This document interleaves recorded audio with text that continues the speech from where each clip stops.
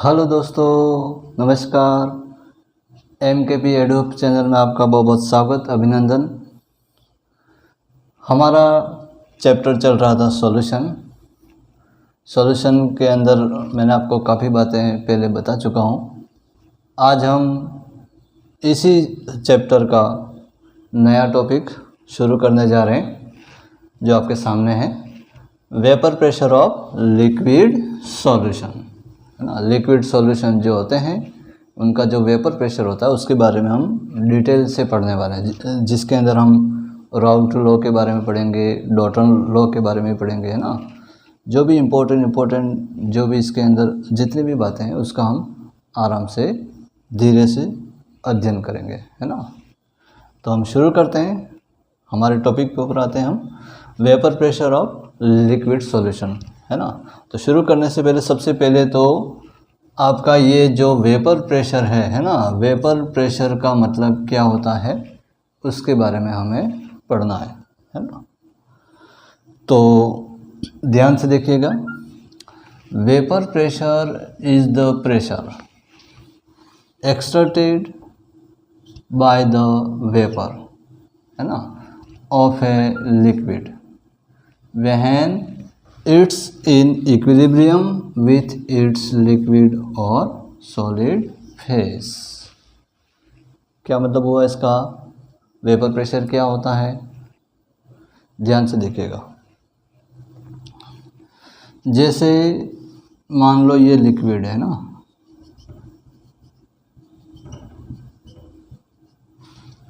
इस लिक्विड को यहाँ पे हम नीचे से इसको गर्म कर रहे हैं, ओके।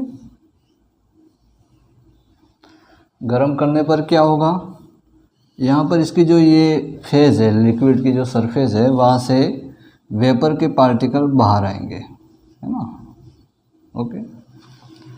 अब ये वेपर के पार्टिकल जो बाहर आ रहे हैं वो वेपर जो है वो इस लिक्विड की सरफेस के ऊपर वापस क्या लगाती है, प्रेशर लगाती है। प्रेशर लगता है यहाँ पे किसके द्वारा, वेपर के द्वारा। कहाँ पे लगता है, इस लिक्विड के सरफेस पर, है ना। मतलब हम कह सकते हैं कि इस लिक्विड पर ही प्रेशर लगता है ना। तो शुरू में तो हम जैसे जैसे गर्म करते हैं तो ये प्रेशर की मात्रा क्या होती है, कम होती है। जैसे जब हम उसको ज़्यादा गर्म करते हैं तो वैसे वैसे यहाँ पे वेपर बनने की मात्रा भी इंक्रीज होती है और वेपर के द्वारा जो प्रेशर जो लग रहा है वो भी क्या होता है, इंक्रीज होता है। और हम ज़्यादा गर्म करते हैं तो एक कंडीशन ऐसी आती है ना, जिसके अंदर क्या होता है कि ये जो वेपर जितना बन रहा है ना, उतना ही वेपर वापस किस में कन्वर्ट हो रहा है, लिक्विड के अंदर कन्वर्ट हो रहा है ना। मतलब लिक्विड जितना वेपर में कन्वर्ट हो रहा है उतना का उतना ही वेपर है वो वापस लिक्विड में कन्वर्ट हो रहा है। तो इसको हम कहते हैं इक्विलिब्रियम। इस कंडीशन को हम क्या कहते हैं, इक्विलिब्रियम। तो इस इक्विलिब्रियम वाली कंडीशन के समय, है ना, जब ये वेपर जो है वो इस लिक्विड या सॉलिड फेस के साथ में इक्विलिब्रियम में है, उस समय इस वेपर के द्वारा इस लिक्विड के ऊपर जो प्रेशर लगाया जा रहा है उसी प्रेशर को हम कहते हैं vapour pressure. Clear? Vapour pressure क्या होता है? तो इक्विलिब्रियम कंडीशन के अंदर वेपर के द्वारा लिक्विड के ऊपर जो प्रेशर लगाया जाता है उसी को हम कहते हैं वेपर प्रेशर। क्लियर? आगे बढ़ते हैं। तो हमें यहाँ पर दो प्रकार के जो वेपर प्रेशर हैं उसके बारे में हमें इस पॉइंट के अंदर पढ़ना है।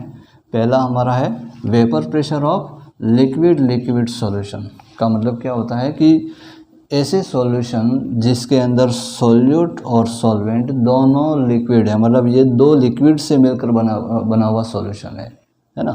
तो दोनों लिक्विड कंडीशन के अंदर हैं सॉल्यूट और सॉल्वेंट, उससे बना हुआ जो सॉल्यूशन है उसका वेपर प्रेशर के बारे में हमें पढ़ना है।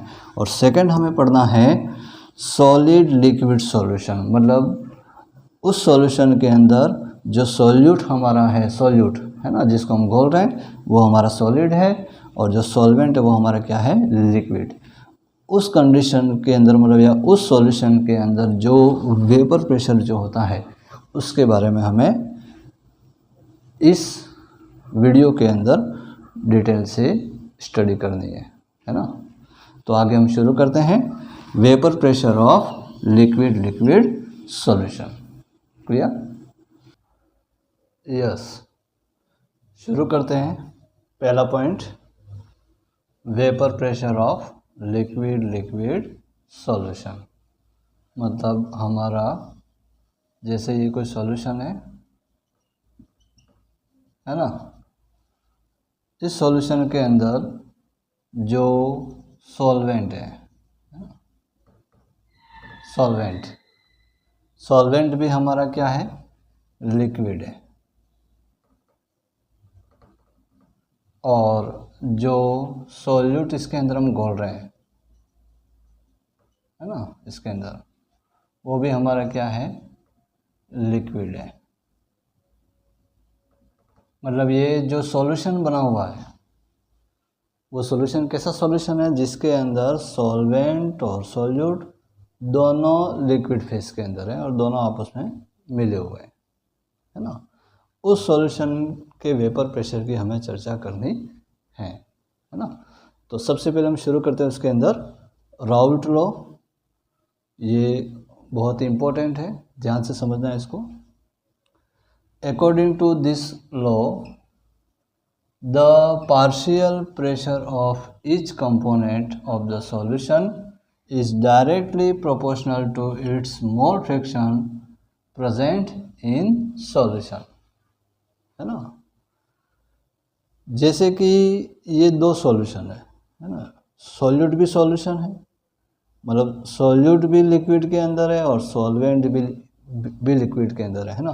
तो जैसे ही हम इस सॉल्यूशन को हम गर्म करेंगे तो क्या होगा, सॉल्यूट के पार्टिकल भी वेपर के अंदर चेंज होंगे और सॉल्वेंट के पार्टिकल भी वेपर के अंदर चेंज होंगे। मतलब दोनों के दोनों पार्टिकल जब वेपर में चेंज होंगे तो दोनों के दोनों पार्टिकल इस लिक्विड इस सॉल्यूशन के फेस पर क्या लगाएंगे, प्रेशर लगाएंगे, है ना।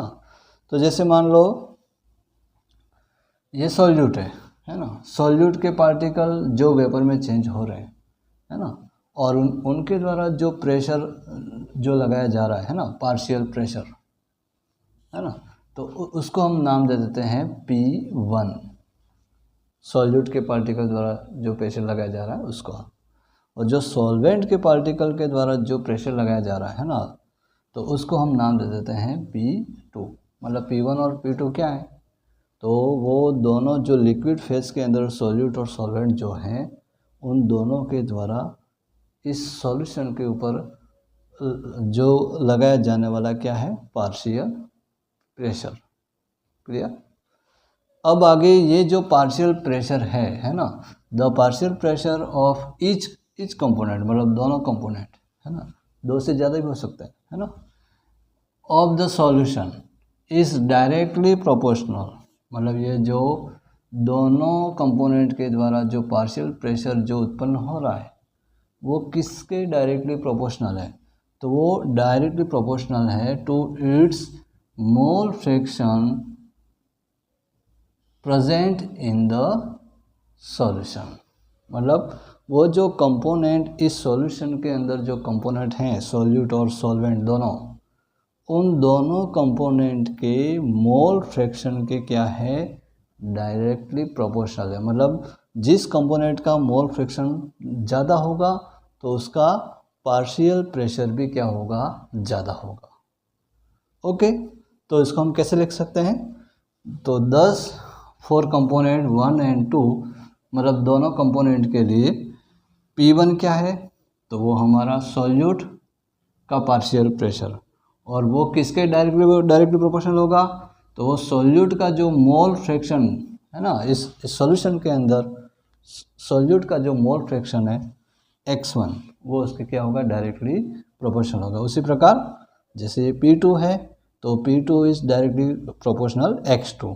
x2 कौन है, तो वो सॉल्वेंट का जो मोल फ्रैक्शन इस सॉल्यूशन के अंदर है वो उसके क्या है, डायरेक्टली प्रोपोर्शनल है ना। तो आगे जब प्रोपोर्शनल का सिंबल हम हटाते हैं तो P1 इज इक्वल P01 है ना।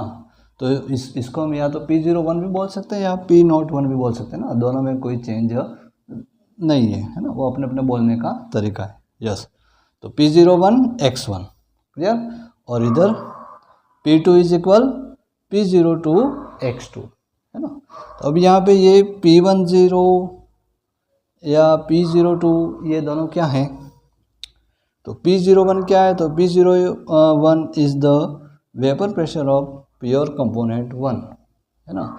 मतलब ये भी वेपर प्रेशर है ना, लेकिन कौन सी कंडीशन में है, जब ये जो P1 मतलब जो सॉल्यूट जो लिक्विड है ना, जब इसके अंदर कुछ भी कोई और कंपोनेंट मिला हुआ नहीं है और ये प्योर कंपोनेंट है ना, तो इसकी प्योर कंडीशन के अंदर उसका जो वेपर प्रेशर प्राप्त हो रहा है वो हमारा है P01 क्लियर। और उसी प्रकार P02 कौन होगा, तो वो हमारा सॉल्वेंट जो प्योर कंडीशन है ना, उसके अंदर कुछ और मिला हुआ नहीं है, उस स्थिति के अंदर उसका जो वेपर प्रेशर होगा वो हमारा क्या होगा, P02 ओके। तो यहाँ पे ये नोट किया हुआ है आपके सामने। तो P01 is the vapour pressure of pure component 1, P1 is क्या है, P1 क्या है, तो P1 इज सॉल्यूट के पार्टिकल के द्वारा जो वेपर प्रेशर लग रहा है ना, पार्शियल प्रेशर ऑफ कंपोनेंट 1, और P2 is equal, P2 is क्या है, पार्शियल प्रेशर ऑफ कंपोनेंट 2, और P02 is the vapour pressure of pure component 2, और x1 x2 क्या है, तो x1 and x2 is mole fraction of component 1 और 2, दोनों जो कंपोनेंट हैं उनके दोनों के मोल फ्रैक्शन क्लियर। तो यहाँ पर जो हमने राउल्ट लॉ पढ़ा है ना, तो वो राउल्ट लॉ क्या कहता है कि उस सॉल्यूशन के अंदर जितने भी जो हमारे कंपोनेंट होते हैं, तो प्रत्येक कंपोनेंट का जो पार्शियल प्रेशर जो है वो उस कंपोनेंट के उस सॉल्यूशन के अंदर जो उसका मोल फ्रैक्शन है वो उसके क्या होता है, डायरेक्टली प्रोपोर्शनल होता है ओके। यस, इसी पॉइंट में हम आगे बढ़ते हैं। इससे पहले हमने रूल्स पढ़ा राउल्ट लॉ है ना, अब इसमें हम आगे बढ़ते हैं हम, और हमारा नया रूल आ रहा है, उसका नाम है Dalton law of partial pressure है ना। तो अब ये डाल्टन लॉ क्या होता है उसको हमें समझना है ना, ध्यान से देखना। जैसे हमारा ये सॉल्यूशन है, इस सॉल्यूशन के अंदर सॉल्यूट और सॉल्वेंट है ना, दोनों लिक्विड में है ना। तो जब इस सॉल्यूशन को हम गर्म करेंगे तो क्या होगा, दोनों के द्वारा इस सॉल्यूशन के ऊपर प्रेशर उत्पन्न होगा। तो जो सॉल्यूट के द्वारा उत्पन्न होगा वो हमारा हो जाएगा P1, और जो सॉल्वेंट के द्वारा उत्पन्न होगा वो हमारा हो जाएगा P2 क्लियर। तो ये यहाँ पे इन दोनों के द्वारा यहाँ पर पार्शियल प्रेशर जो उत्पन्न हो रहा है ओके। अब यहाँ पे डाल्टन क्या कह रहा है, तो डाल्टन ये कह रहा है कि according to this law the total pressure, मतलब जब इस सॉल्यूशन का जो टोटल प्रेशर होता है ना, पूरे सॉल्यूशन के ऊपर जो टोटल प्रेशर जो लग रहा है वो total pressure over the solution phase in the container, इस कंटेनर के अंदर will be sum of the partial pressure of the component of the solution। वो जो टोटल प्रेशर इस सॉल्यूशन के ऊपर जो लग रहा है वो टोटल प्रेशर इस सभी कंपोनेंट के द्वारा जो पार्शियल प्रेशर उत्पन्न हो रहा है उन सभी का सम होता है, मतलब उन सभी का टोटल होता है। मतलब दोनों कंपोनेंट के द्वारा जो पार्शियल प्रेशर उत्पन्न हो रहा है उन दोनों को यदि हम जोड़ दें तो हमारा इस सॉल्यूशन का टोटल वेपर प्रेशर या पार्शियल प्रेशर हमें प्राप्त हो जाएगा है ना। तो इसके अकॉर्डिंग P टोटल मतलब टोटल सॉल्यूशन का प्रेशर वो किसके बराबर हो जाएगा, is equal P1 plus P2। Okay, अब इसमें अभी हमने पहले पढ़ा राउल्ट लॉ के अकॉर्डिंग P1 इज इक्वल क्या है, तो P1 इज इक्वल है P01 x1 और P2 किसके इक्वल है, P02 x2, दोनों के इक्वल है। ओके, अब यहाँ पे थोड़ा सा चेंजअप है, ये x1 की जगह मैंने क्या लिखा है 1 माइनस x2।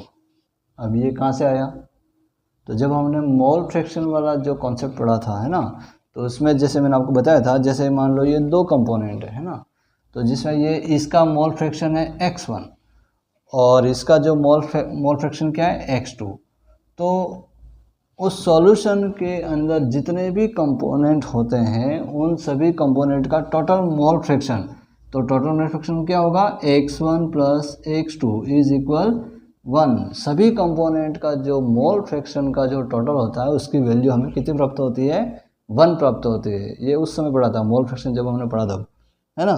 तो यहाँ पे x1 की वैल्यू क्या आ जाएगी, तो x1 इज इक्वल हो जाएगा 1 माइनस x2, है ना।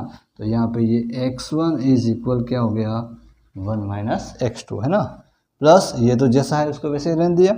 अब यहाँ पे P1 को मल्टीप्लाई कर दिया तो P01 minus P01 x2 plus P02 x2। फिर उसके बाद क्या किया मैंने, इसको मैंने आगे नोट कर दिया और इसको पीछे नोट कर दिया, चेंज कर दिया, है ना। तो ये प्लस वाला आगे आ गया प्लस P02 x2 और ये माइनस वाला पीछे चला गया माइनस P01 x2, है ना। अब इन दोनों में x2 को कॉमन ले लिया, है ना, तो ये हमारा हो गया last final P01 plus x2 common आ गया, x2 bracket P02 minus P01, ये हमारा फाइनल P टोटल, है ना, हमें प्राप्त होता है। तो इस तरह से इस फॉर्मूले को हम इस प्रकार से भी नोट हो सकता है ना। तो ये हमने पढ़ा डाल्टन लॉ, है ना। एक बार फिर से रिवाइज कर रहा हूँ कि डाल्टन लॉ क्या कहता है, तो डाल्टन लॉ ये कहता है कि किसी भी सॉल्यूशन का जो टोटल प्रेशर होता है वो सभी कंपोनेंट का जो पार्शियल प्रेशर है उसके उन सब को यदि हम उनका सम कर दें, उनको यदि हम जोड़ दें तो वो टोटल प्रेशर के क्या होता है, बराबर होता है। ओके, यस, आगे बढ़ते हैं।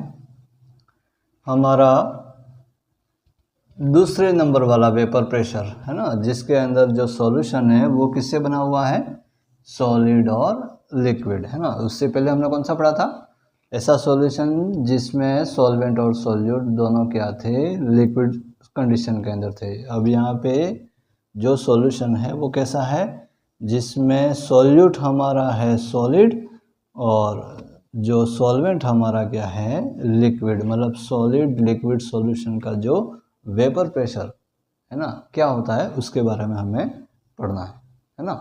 तो शुरू करते हैं।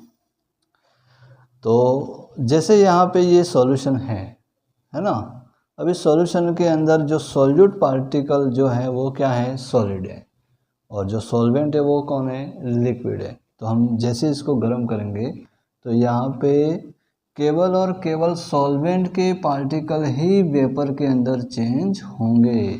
सॉल्यूट के पार्टिकल तो सॉलिड पार्टिकल है, वो यहाँ पे वेपर के अंदर चेंज होते नहीं है। तो इसका मतलब क्या हुआ कि यदि मान लो जब इसके टोटल पार्शियल प्रेशर या सॉल्यूशन के पार्शियल प्रेशर की हम बात करेंगे तो इसमें केवल सॉल्वेंट के पार्टिकल के द्वारा ही प्रेशर उत्पन्न होगा, सॉलिड के पार्टिकल के द्वारा यहाँ पर किसी भी प्रकार का प्रेशर उत्पन्न नहीं होगा। तो यदि मान लो, है ना, सॉल्वेंट का जो पार्शियल प्रेशर है ना, उसको हम मान लेते हैं P1, क्लियर। तो क्या होगा, let P1 be the partial pressure of the solvent, मतलब P1 हमारा क्या है, सॉल्वेंट का पार्शियल प्रेशर, एंड x1 क्या होगा, तो x1 होगा वो हमारे जो सॉल्वेंट का पार्शियल प्रेशर तो P1 और x1 क्या होगा, उसका मोल फ्रैक्शन, किसका, सॉल्वेंट का, है ना।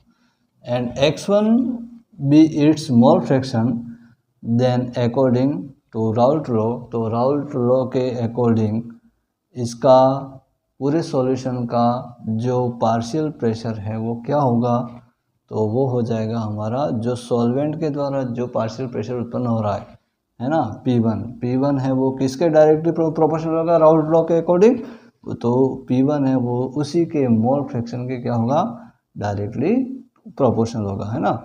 तो ये सिंबल हटाएंगे प्रोपोर्शनल का, तो P1 इज इक्वल P01x1, है ना। तो ये हमारा क्या होगा, सॉलिड लिक्विड सॉल्यूशन का वेपर प्रेशर, है ना। ओके, तो हमने इस प्रकार इस पूरे टॉपिक के अंदर, है ना, वेपर प्रेशर ऑफ जो लिक्विड सॉल्यूशन वाला हमारा टॉपिक था उसके अंदर दोनों प्रकार के सॉल्यूशन, है ना।